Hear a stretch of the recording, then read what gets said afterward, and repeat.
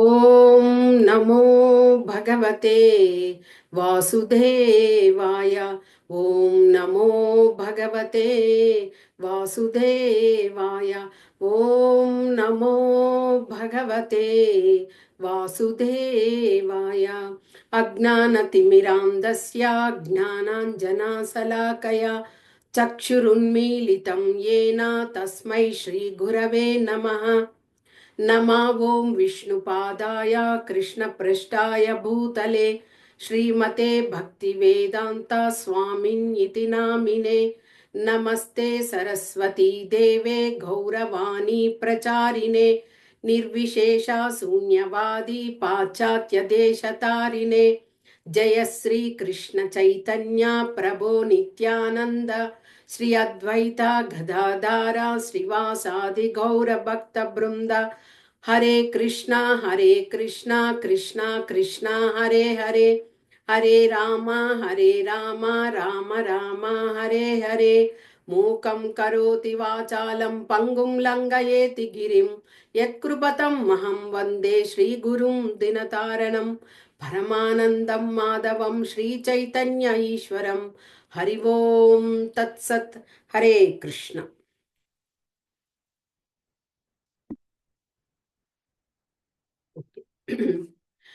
ఈరోజు మనము హిరణ్యకశిపుని యొక్క చరిత్ర గురించి తెలుసుకుంటున్నాము.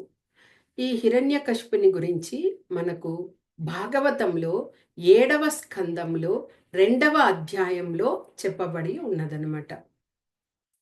ఇప్పుడు హిరణ్యకశిపుడు ఎవరు అనేది మనం తెలుసుకోవాలంటే ముందు హిరణ్యకశిపుని యొక్క గతము ఎలాగా అనేది మనము తెలుసుకోవాలి.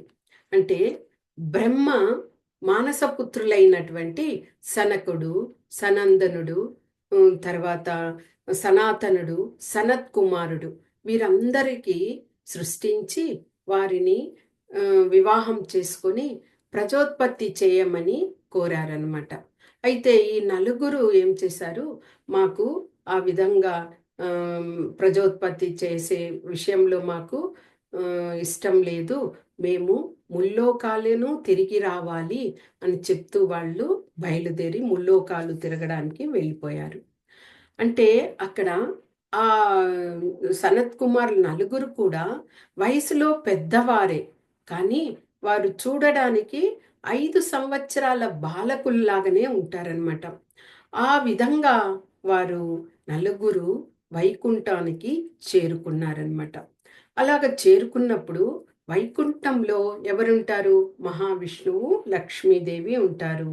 వారికి ద్వారపాలకులుగా జయ విజయులు అక్కడ ఉంటారు. ఆ ద్వారపాలకులు ఏం చేశారు, వీరిని చిన్న పిల్లలులాగా అనుకున్నారు. కాబట్టి వీరందరికీ భగవంతుని యొక్క దర్శన భాగ్యం ఏమిటి, వీరు పిల్లలు కదా అనే ఆ దృష్టితో వారిని అడ్డగించారు జయ విజయులు. అలాగా అడ్డగించేసరికి సనత్ కుమారులకు చాలా కోపం వచ్చింది. వెంటనే వారు, మీరు భగవంతుని దగ్గర ఉండి ఈ విధంగా అపరాధాన్ని చేస్తున్నారు, మీరు ఇక్కడ ఉండడానికి అనర్హులు.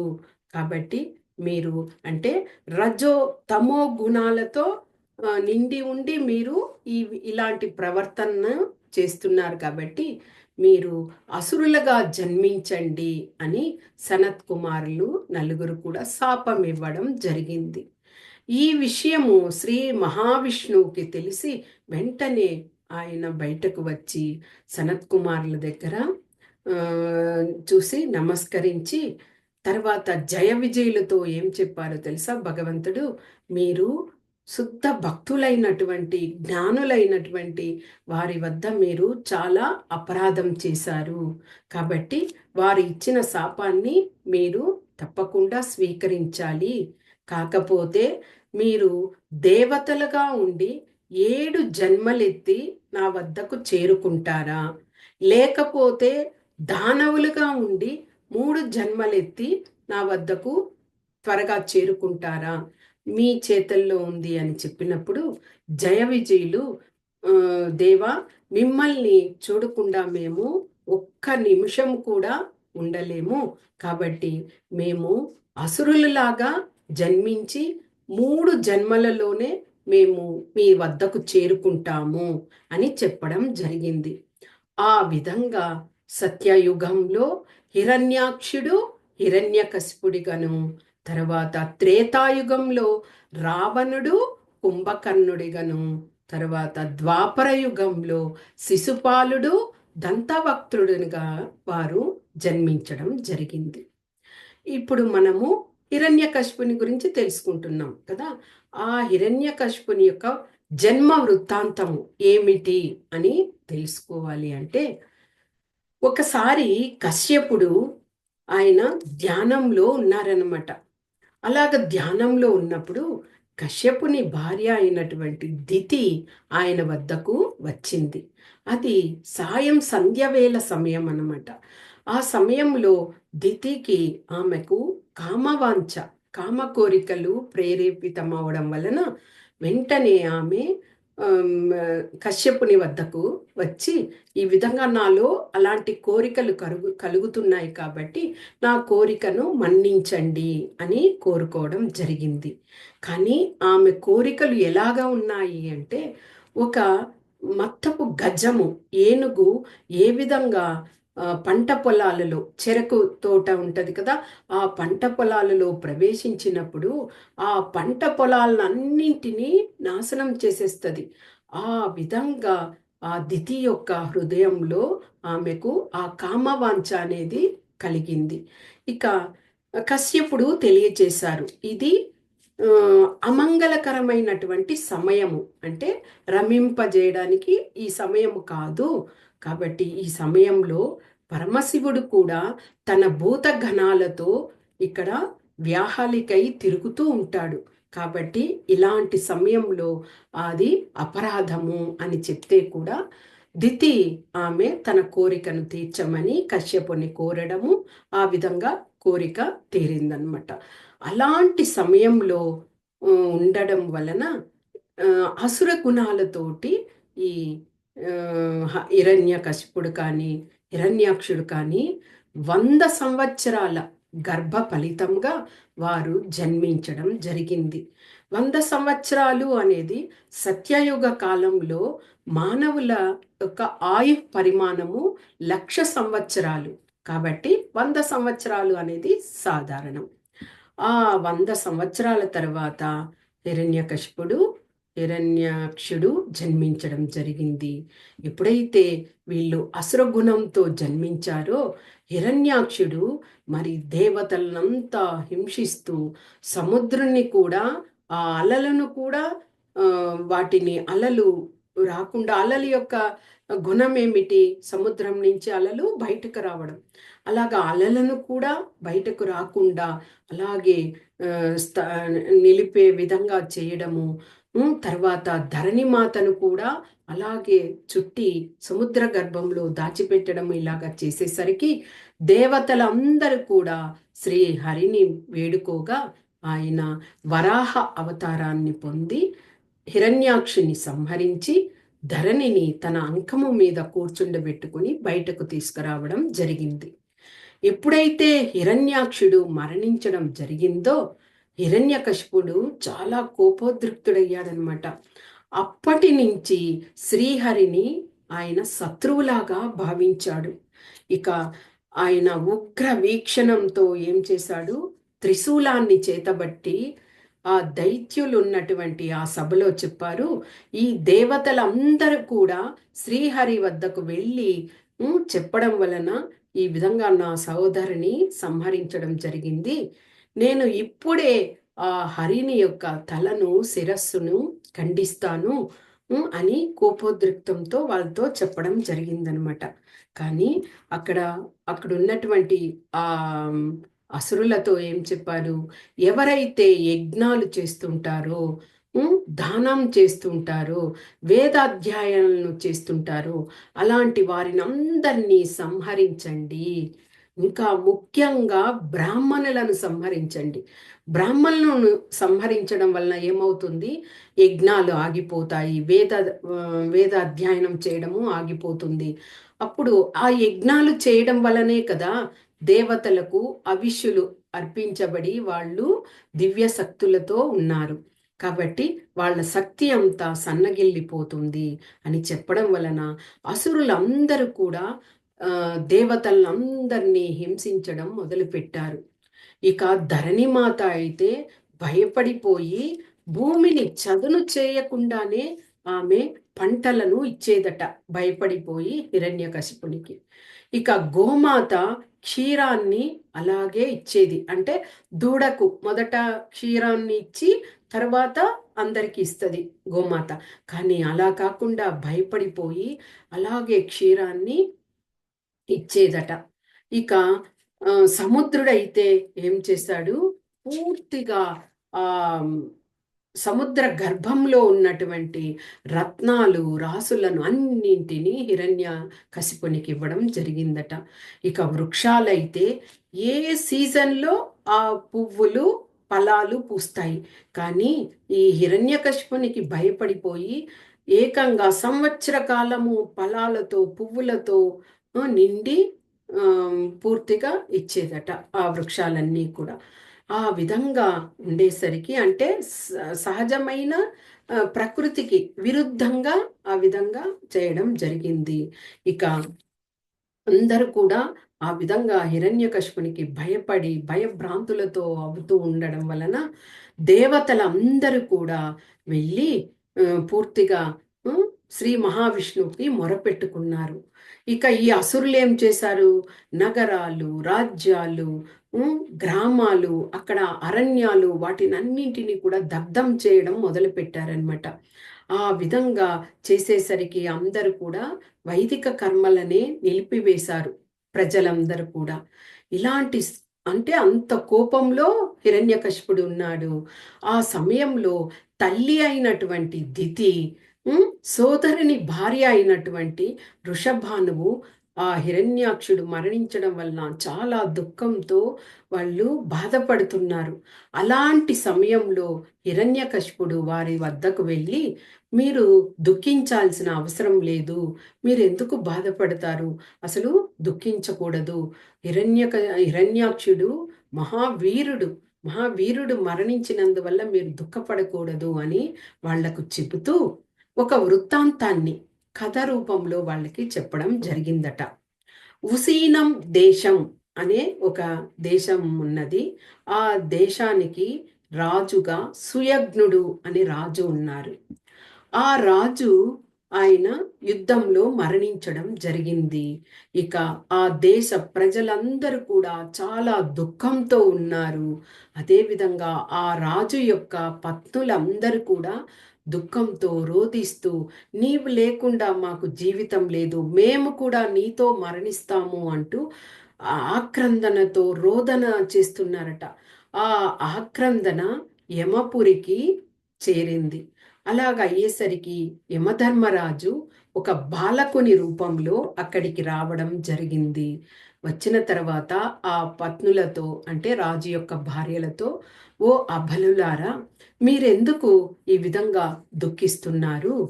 ఇది భగవంతుని యొక్క సంకల్పము వలనే సృష్టి, స్థితి, లయలు అన్నీ జరుగుతున్నాయి. అదేవిధంగా ఆ ఆ జీవుల యొక్క వారి యొక్క పాప కర్మల ఫలితంగానే వారు ఎన్నో జన్మలను ఎత్తుతున్నారు. ఇప్పుడు మీరెందుకు ఇలాగా దుఃఖిస్తున్నారు? మీ ఎదురుగా భర్త యొక్క భర్త యొక్క చేతనంగా కాకుండా అచేతనంగా పడి ఉన్నారు. అంటే ఇది వరకు ఆయన చేతనంగా ఉన్నవారే ఇప్పుడు శరీరాన్ని విడిచిపెట్టేశారు. దీనికి ఎందుకు బాధపడతారు? ఎవరైతే ఈ శరీరం అనేది శాశ్వతం కాదు, మన ఆత్మ అనేది శాశ్వతం అనేటువంటి ఆత్మ పరిజ్ఞానాన్ని పొందుతారో అలాంటి వాళ్ళు ఇలా దుఃఖించరు అని వారికి తెలియచేసి వెళ్ళడం జరిగింది. ఈ కథను హిరణ్యకశిపుడు తల్లి అయినటువంటి దితికి, సోదరుని భార్య అయినటువంటి వృషభానుకి తెలియచేశారు. కాబట్టి మీరు దుఃఖించాల్సిన అవసరం లేదు అని చెప్పడం జరిగింది. ఇక హిరణ్యకశిపుడు ఒక నిర్ణయానికి వచ్చాడు. ఎలాగైనా అష్ట సిద్ధులను పొంది తర్వాత అమరత్వంతో చక్కగా ఈ బ్రహ్మలోకంతో సహా అన్ని లోకాలకు తాను రాజు అవ్వాలి అని కోరుకున్నాడు. ఇక కోరుకున్నదే తడవుగా ఏం చేశాడు? అడవికి ప్రయాణమయ్యాడు. మందర పర్వతం, ఆ పర్వత గుహకి వెళ్ళి అక్కడ తన కాలి యొక్క బొటన వేలు మీద నిలబడి ఘోరమైన తపస్సును చేయడము ఆరంభించాడనమాట. అలాగా తపస్సు చేయడము వలన ఆ తపస్సు చేయడం వలన ఏమైంది? ఆ రాజు యొక్క శరీరము నుండి పూర్తిగా అతని యొక్క శిరస్సు నుండి అగ్నిజ్వాలలు ఏర్పడ్డాయి. అలా అగ్నిజ్వాలలు ఏర్పడేసరికి పొగ కూడా ఇదయ్యి ఆ పొగ ఊర్ధ్వ అధో లోకాలలో అంతటా వ్యాపించి అక్కడ ఉన్నటువంటి అందరూ దేవతలు, యక్షులు, కిన్నెరలు అందరూ కూడా వాళ్ళందరూ కూడా చాలా దుఃఖంతో ఇంకా బ్రహ్మకు వచ్చి మొరపెట్టుకున్నారనమాట. బ్రహ్మ దగ్గర ఏం చెప్పారు? ఓ బ్రహ్మదేవా, నీ యొక్క స్థానాన్నే పొందడానికి హిరణ్యకశిపుడు ప్రయత్నిస్తున్నాడు. అలాగా హిరణ్యకశిపుడు నీ యొక్క స్థానాన్ని పొందాడంటే ఇక పూర్తిగా సర్వనాశనమే అవుతుంది. కాబట్టి మీరే దయచేసి ఏదైనా చేయాలి అని కోరుకున్నారనమాట. అప్పుడు బ్రహ్మ భృగు మహర్షిని, దక్షుడిని తీసుకుని ఆ హిరణ్యకశిపుడు ఎక్కడైతే తపస్సు చేస్తున్నాడో ఆ ప్రాంతానికి వెళ్ళాడు. అక్కడ వెళ్ళేసరికి ఎవ్వరికీ కనిపించడం లేదు హిరణ్యకశిపుడు. ఎందుకంటే అతని శరీరం పైన పూర్తిగా పుట్టతో నిండిపోయి ఉంది. అక్కడంతా కూడా గడ్డితో నింపబడి ఉన్నది, పొదలులాగా ఉన్నాయి. కాబట్టి హిరణ్యకశిపుడు కనిపించలేదు. బ్రహ్మ పరిశీలించి చూడగా అతని శరీరాన్నంతటిని చీమలు తినివేసున్నాయట. ఆయన శరీరం మీద ఎలాగా శ్వాస మాత్రం వెళ్తూ ఉంది. ఆయన ఒక ఎముకల గూడులాగా కనిపించాడట. అంతటి ఘోరమైన తపోనిష్టతో తపస్సును చేస్తున్నాడు హిరణ్యకశిపుడు. బ్రహ్మకు అది చూసేసరికి భృగు మహర్షి కూడా ఇంత ఇదిగా ఇలాంటి తపస్సును చేయలేదు. నీ తపస్సుకు నేను మెచ్చాను. నీకేమి వరం కావాలో కోరుకో అని పలకడం జరిగింది. ఇక హిరణ్యకశిపుడు పరమానంద భరితుడైపోయాడు. సాష్టాంగ నమస్కారాన్ని చేశాడు. అశ్రుధారతో శరీరమంతా కంపిస్తూ ఉండగా వినమ్రతతో బ్రహ్మను స్తుతించాడట. ఓ బ్రహ్మదేవా, నువ్వే సృష్టికి మూలము. జీవులందరినీ కూడా నువ్వు సృష్టిస్తున్నావు. అంతేకాదు వేద అధ్యయనాలను పఠించడి ఆ బ్రాహ్మణులందరికీ కూడా నువ్వే ప్రేరణగా ఉన్నావు. కాబట్టి నీ చేత సృజింపబడిన ఏ జీవితో నాకు మరణం సంభవించకూడదు. అంతేకాదు గృహం లోపల గాని గృహం వెలుపల గాని నేల మీద కానీ ఆకాశం మీద కానీ లేకపోతే పగలు కానీ రాత్రి కానీ ఏ ఆయుధం వలన కానీ నరుల వలన కానీ జంతువు వలన కానీ నాకు మరణం అనేది సంభవించకూడదు అని ఇంతగా ఒక వరాన్ని హిరణ్యకశిపుడు బ్రహ్మ వద్ద మొరపెట్టుకున్నారనమాట. ఇక ఆయన చేసినటువంటి ఇది కూడా తపస్సు కూడా చాలా కఠోరమైన తపస్సు. కాబట్టి బ్రహ్మ మెచ్చి ఆయనకు తదాస్తు అని పెళ్లికి ఆయన నిష్క్రమించడం జరిగిందనమాట. ఇక ఇక హిరణ్యకశిపుడు ఏం చేశాడు?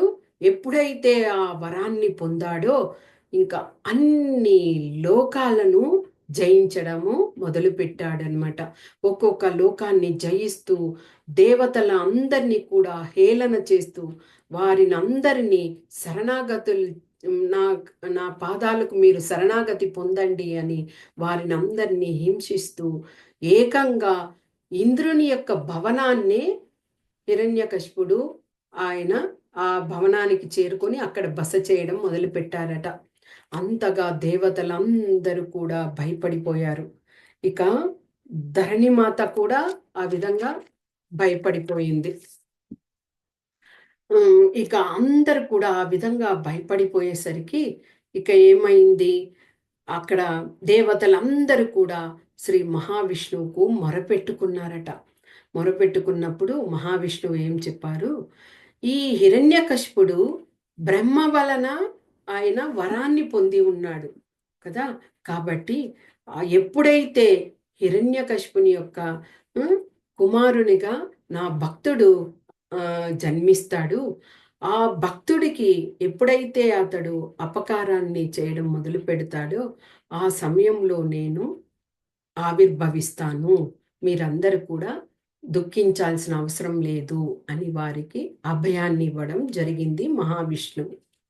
అదేవిధంగా హిరణ్యకశిపునికి భార్య అయినటువంటి కయాదు, వారిద్దరికి ప్రహ్లాదుడు జన్మించడం జరిగింది. ప్రహ్లాదుడు అసుర కుటుంబంలో జన్మించాడు, కానీ ఆయన ఎంతో భక్తిపరాయణుడు, నిరంతరము భక్తినే చేస్తూ ఉంటాడనమాట. ఎలాంటి భక్తి అంటే ఇప్పుడు మనము ఒక శ్లోకం ద్వారా చూద్దాం. సప్తమ స్కందంలో అధ్యాయము 4లో 31, 32వ శ్లోకం. బ్రహ్మణ్యః శీల సంపన్నః సత్యసంధో జితేంద్రియః ఆత్మవత్ సర్వభూతానామేక ప్రియ సుహృత్తమః దాసవత్సన్నతార్యాగ్ని పితృవదీనవత్సలః భ్రాతృవచ్చదృశే స్నిగ్ధో గురు ఈశ్వర భావనః విద్యార్థరూప జన్మాఢ్యో మానస్తంభ వివర్జితః. అంటే ఆ ప్రహ్లాదుని యొక్క గుణగణాలు, అసుర కుటుంబంలో జన్మించినా కానీ ఆయన యొక్క గుణగణాలు ఎలాగా ఉన్నాయి అంటే, సమస్త జీవుల పట్ల ఆయన కరుణతో ఉండేవారట ప్రహ్లాదుడు. తర్వాత అందరికీ కూడా పరమ మిత్రుడై ఉండేవారట. ఓకే. తర్వాత పెద్దల పట్ల గౌరవ భావంతో ఉంటూ వారికి నిత్యము నమస్కరిస్తూ ఉండేవారు. అంతేకాకుండా ఉపాధ్యాయులు, గురువులు, తన తోటి స్నేహితులు ఉంటారు కదా, వారిలో పెద్దవారు, తోటి స్నేహితుల్లో పెద్దవారు అయినటువంటి వారందరినీ కూడా ఆయన భగవంతునితో సమంగా భావించేవారట. ఇంకా మిథ్యాహంకారానికి ప్రహ్లాదుడు ఎప్పుడు కూడా దూరంగా ఉండేవారట. ఇక ఆయన పుట్టిన వంశం ఎలాంటిది, అసుర వంశము, కానీ నిత్యము శ్రవణం, కీర్తనం, స్మరణం అనే ఆ భావంతోనే భగవంతుని ధ్యానిస్తూ తన స్నేహితులకు కూడా ఆ భగవంతుని గూర్చి తెలియచేస్తూ ఉండేవారట గురువులు లేని సమయాల్లో. ఇక ఎలాగా ఉండేవారు, ఈ భౌతికమైనటువంటి ప్రతీది కూడా వ్యర్థమే, అంటే వాటికంతా అతీతులుగా ఉండాలి అని ఎప్పుడూ అనుకుంటూ స్థిరమైన బుద్ధి సంకల్పంతో నిష్కాముడిగా ఉండేవారట నిరంతరం కూడా. ఇక చిన్నప్పటి నుంచి పిల్లలందరూ ఎలాగా ఆటపాటలతో గడుపుతారు, కానీ ప్రహ్లాదుడు మాత్రము ఎప్పుడు కూడా నిత్యము హరినామ స్మరణాన్ని చేస్తూ గడుపుతారట. ఆ విధంగా ఆయన అనుభూతుల్ని తెలుసుకోవాలని, తర్వాత అంతటి ఆసక్తిని కలిగి ఉండి ప్రహ్లాదుడు ఆ విధంగా ఉండేవారట. అలాంటి ప్రహ్లాదుని గురుకులంలో చేర్పించడానికి హిరణ్యకశిపుడు నిర్ణయించారు. శుక్రాచార్యులు అంటే వారి యొక్క పురోహితులు, శుక్రాచార్యులు వారిని పిలిపించారు.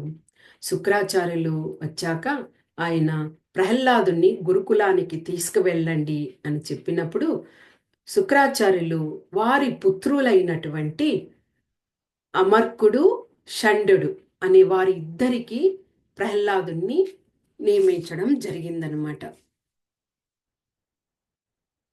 హరే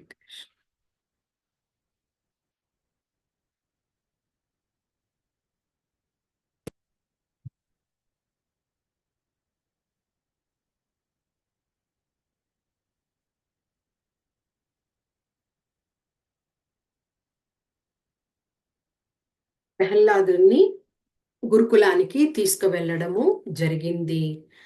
ఆ గురుకులంలో ఆ అమర్కుడు షండు ఆయనకు రాజనీతి శాస్త్రాన్ని, తర్వాత అర్థశాస్త్రాన్ని చాలా చక్కగా విపులంగా వారు చెప్పడం జరిగింది. కానీ ప్రహ్లాదునికి మనసంతా కూడా భగవంతుని మీద ఉంది, భగవంతుని గురించి తెలుసుకోవాలని ఉంది. కాబట్టి ఆయనకి ఇవన్నీ కూడా రుచించలేదు, కానీ అర్థం చేసుకున్నారు. ఆ విధంగా అయిన తర్వాత కొన్ని రోజుల తర్వాత ఒకరోజు ప్రహ్లాదుడు రాజగృహానికి రావడము జరిగింది.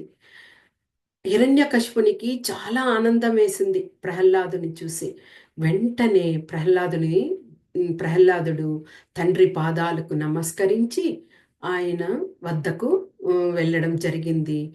హిరణ్యకశిపుడు ప్రహ్లాదుని తన ఒడిలో అంకం మీద కూర్చుండబెట్టుకొని, ఓ ప్రహ్లాద, మీ గురువులు నీకు అన్ని శాస్త్రాల నుండి అన్ని విషయాలను తెలియచేసి ఉంటారు. అలాగా నీవు నేర్చుకున్న దానిలో నీకు ఏది శ్రేష్టంగా అనిపిస్తుందో నాకు తెలియచేయి అని అడగడం జరిగింది. అప్పుడు నేను నేర్చింది ఏమనగా, తండ్రి, ఎవరైతే ఈ దేహాన్ని పొందుతారో అలాంటి వారందరూ కూడా నిత్యము దుఃఖాలతో శోకంతోనే ఉంటారు. అంటే వాళ్ళు సంతోషాన్ని ఎప్పటికీ కూడా అనుభవించరు. వారి యొక్క తృప్తి అనేది ఎప్పటికీ వారికి తీరదు. కాబట్టి ఎప్పుడు కూడా అలాగ దుఃఖంతోనే ఉంటారు. అలాంటి వాటిని అంతా కూడా విముక్తులు అవ్వాలి అంటే అంటే ఈ భౌతిక సంసార సుడిగుండంలో కొట్టుమిట్టాడుతూ జన్మ మృత్యు జరా వ్యాధి అనే చక్రంలో చిక్కుకొని ఉన్నాం కదా, వీటిని అన్నింటి నుంచి మనం విముక్తులు అవ్వాలి అంటే మనము తప్పకుండా వనానికి వెళ్ళి భగవంతుని పాదపద్మాల మీద మనస్సును ఉంచి ధ్యానం చెయ్యాలి, ఆయనకు శరణాగతి పొందాలి అని ప్రహ్లాదుడు వివరించారు. ఎప్పుడైతే ఈ విధంగా భగవంతునికి శరణాగతి పొందాలి, శ్రీహరిని స్మరించాలి అని చెప్పగానే హిరణ్యకశిపునికి చాలా కోపం వచ్చింది. వెంటనే తన అనుచరులతో దైత్యులను రప్పించి, ఇతన్ని మళ్ళీ గురుకులానికే తీసుకువెళ్ళండి, ఈసారి ప్రహ్లాదునికి చాలా తగు జాగ్రత్తలు తీసుకోండి, ఎవరైనా వైష్ణవ భక్తులు మారువేషాలలో వచ్చి ఈ ప్రహ్లాదునికి ఇలాంటి ఉపదేశాలని ఉపదేశిస్తున్నారేమో, కాబట్టి కంట కనిపెట్టి ఉండి మీరు చాలా జాగ్రత్తలు తీసుకోండి అంటూ కోపంతో ప్రహ్లాదునికి చెప్పి పంపించి వేయడం జరిగిందనమాట. తిరిగి ఆ అనుచరులు ప్రహ్లాదుని గురుకుల ఆశ్రమానికి తీసుకురావడము జరిగింది. అక్కడ గురువులైనటువంటి అమర్కుడు షండు చాలా భయపడుతూ ఉన్నారు. ఎందుకంటే హిరణ్యకశిపుడు ఎలాంటి దూషణలు చేస్తాడు అనేసి. కాబట్టి ప్రహ్లాదునికి వాళ్ళు చక్కగా ఆశీర్వాదం ఇచ్చి, ఓ ప్రహ్లాద, నీకు శుభమగుగాక, నీవు అబద్ధం చెప్పకుండా సత్యాన్ని మాత్రమే మాకు తెలియచేయాలి. నీవు మీ తండ్రి గారి వద్ద ఇంత ఉపదేశం చేశావు కదా, అది నీవు స్వయంగా చెప్పావా, లేక నీకెవరైనా శత్రువులు నేర్పించి నువ్వు తండ్రికి ఆ విధంగా తెలియచేశావా, మాకు సత్యాన్ని తెలపండి అని ఆ గురువులు ప్రహ్లాదుని అడగడము జరిగిందనమాట. అప్పుడు ప్రహ్లాదుడు చక్కగా వారితో ఈ విధంగా పలుకుతున్నాడు. ఏం చెప్పారు? ఎవని మాయ వలన మానవులు బుద్ధిని కలిగి ఆ మాయ చేత వాళ్ళు కప్పబడిపోయి ఉండి, తరువాత జ్ఞానం కూడా కలిగి వీరు శత్రువులు వీరు మిత్రులు అని తెలుసుకుంటూ జీవితాన్ని గడుపుతూ ఉంటారో అలాంటి వారికి ఆ జ్ఞానాన్ని ఇచ్చినటువంటి ఆ భగవంతుడైన ఆ దేవాది దేవునకు నా వందనాలు.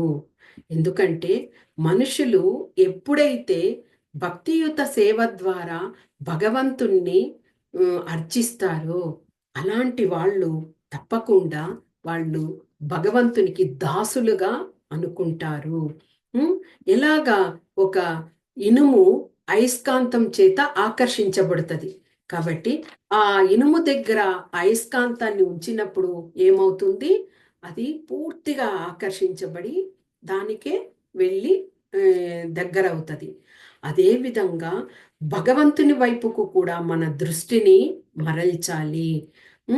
ఆ విధంగా చెయ్యాలి అంటే ఆయన పాద పద్మాల మీద మనము మనస్సును ఉంచి శరణాగతిని పొంది మనము ఆ విధంగా అయస్కాంతంలాగా ఆకర్షితులం అవ్వాలి అంటూ వివరంగా చెప్పడం జరిగిందట.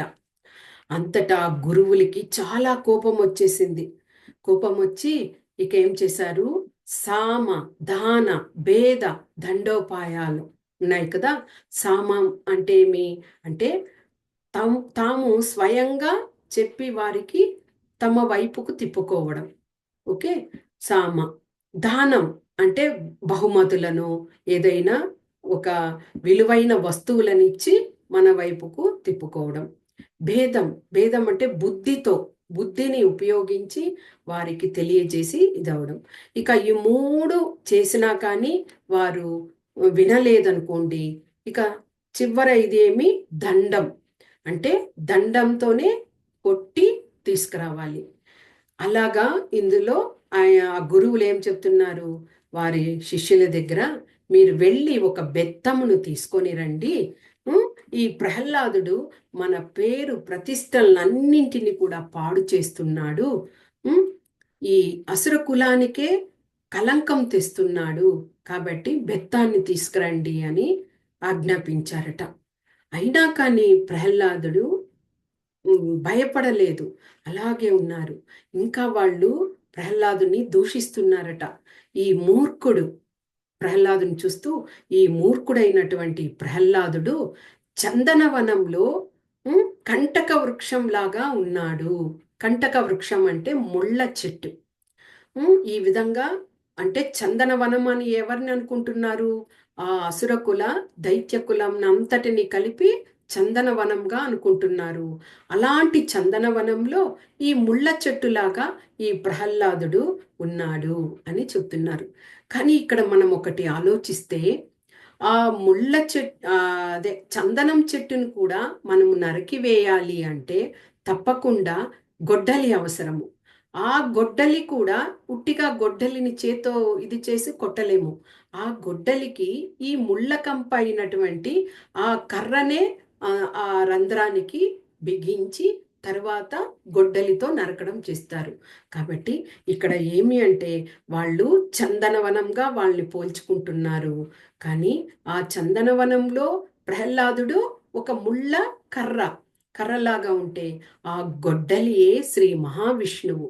అంటే ఆ గొడ్డలి అంటే ప్రహ్లాదుని యొక్క ఆ కర్ర లాంటి ఆ దీనితో గొడ్డలి తయారు చేయబడి ఆ అసురులందరినీ కూడా సంహరించబోతున్నారు అనే అర్థంతో మనము ఇక్కడ తీసుకోవచ్చు. కాబట్టి అలాగా ఇక ఈ ప్రహ్లాదుని శిక్షించాలి అని ఆ గురువులంతా కూడా చాలా దూషణతో పలికారనమాట. ఆ విధంగా అయిన తర్వాత కొన్ని రోజులకు మళ్ళీ ప్రహ్లాదుడు అక్కడే ఉంటూ ఆ ఆ గురువులు లేని సమయంలో తన స్నేహితులందరినీ కూడా కూర్చోబెట్టుకొని భగవంతుని యొక్క నామాన్ని వారికి తెలియజేస్తూ హరినామాన్ని జపిస్తూ కీర్తిస్తూ స్మరిస్తూ అలాగే రోజులు గడిచిపోతున్నాయి. తరువాత కొన్ని రోజుల తర్వాత మళ్ళీ ఆయన రాజగృహానికి వెళ్ళాడనమాట. ఈసారి హిరణ్యకశిపుడు చాలా ఆనందంతో ఉన్నాడు. ఎందుకంటే ఒకసారి కోపంతో పంపించాం కాబట్టి ఈసారి ప్రహ్లాదుడు చక్కగా విద్యనంతా అభ్యసించి వచ్చి ఉంటారు అనేసి మళ్ళా ఆయనను తన ఒడిలో కూర్చోపెట్టుకొని, ప్రహ్లాద, నువ్వు ఇన్ని రోజులు గురువుల వద్ద ఎన్నో నేర్చుకొని ఉంటావు. అలాంటి వాటిలో నువ్వు నేర్చుకున్న సర్వోత్తమమైన జ్ఞానం గురించి తెలుపుము అని తెలియచేయడము జరిగింది. అలాగా శ్రీ ప్రహ్లాదుడు ఇక తండ్రికి ఏమి చెప్తారు అనే విషయము ప్రహ్లాద ఉవాచతో రేపటి దినం మనము తెలుసుకుందాము. ఎందుకంటే ఇది పెద్ద శ్లోక. ఆ శ్లోకాన్ని ఇప్పుడు చదవడము, అది అర్థం చెప్తే టైం కూడా ఇదవుతుంది. కాబట్టి రేపటి నుంచి హిరణ్యకశిపునికి ప్రహ్లాదుడు ఎలాంటి ఉపదేశాన్ని తెలియజేయడం జరిగింది, ఆ సర్వ ఉత్కృష్టమైనటువంటి జ్ఞానం గురించి ఆయన ఏ విధంగా చెప్పారు అన్నది మనము 2వ భాగం నుంచి తెలుసుకుందాం. ఓకే. వాంఛా కల్పతరుభ్యశ్చ కృపా సింధుభ్య ఏవ చ పతితానాం పావనేభ్యో వైష్ణవేభ్యో నమో నమః. హరే కృష్ణ.